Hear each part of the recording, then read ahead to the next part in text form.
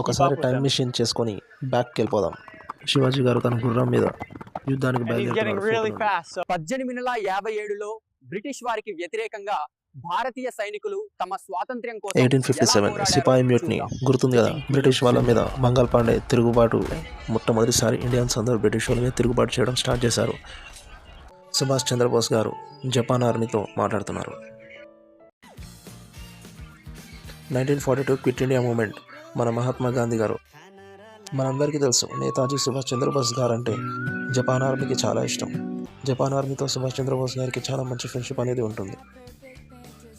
1591లో Charminar construction జరుగుతుంది. సగం వరకే చేశారు.